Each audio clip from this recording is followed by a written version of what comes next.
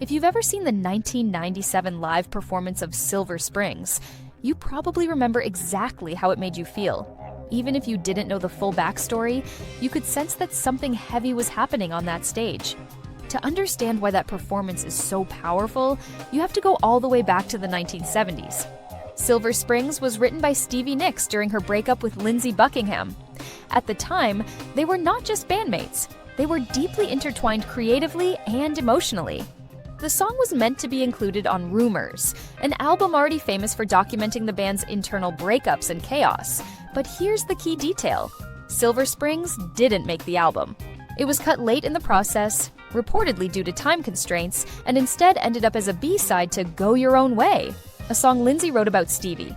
That decision quietly haunted the band for years, especially Stevie, who felt the song was one of her most personal and honest pieces of writing. Fast forward more than 20 years. In 1997, Fleetwood Mac reunited their classic lineup for the dance tour.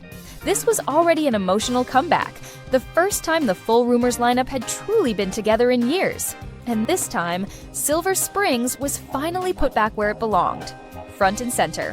What makes the 1997 performance so unforgettable isn't just the song, it's the timing. Stevie and Lindsey weren't young anymore. They weren't newly broken up. They were older, seasoned, and carrying decades of unresolved history. When Stevie sings, "I'll follow you down till the sound of my voice will haunt you," she's no longer singing about a fresh wound. She's singing about a life that already happened. And then there's the eye contact. About halfway through the performance, Stevie turns fully toward Lindsey and sings directly to him.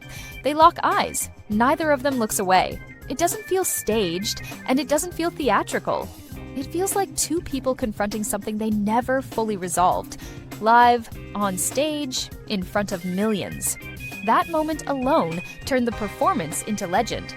What audiences are really watching isn't just a song, it's emotional closure that never quite came. It's grief, love, resentment, and acceptance all happening at once. Lindsey's face changes as the song builds. Stevie doesn't soften the lyrics, she doesn't pull back. If anything, she leans into them harder. And the rest of the band knows it. You can see it in the way the camera catches the other members glancing over, almost nervously, as if they're aware they're witnessing something private playing out in public. The song ends, and there's no dramatic gesture. Just exhaustion, just silence, just reality. That's why this performance still circulates online decades later. It's not nostalgia bait, it's not just good vocals. It's raw emotional storytelling in its purest form. Two people using music to say what they never fully said to each other off stage. And maybe that's why Silver Springs in 1997 feels so final. It wasn't revenge, it wasn't reconciliation, it was acknowledgement. A moment where the song finally got the stage it deserved. And where the history between Stevie Nicks and Lindsey Buckingham became impossible to ignore. That's the significance of the 1997 Silver Springs performance. It's not just one of the greatest live performances ever recorded, it's a reckoning.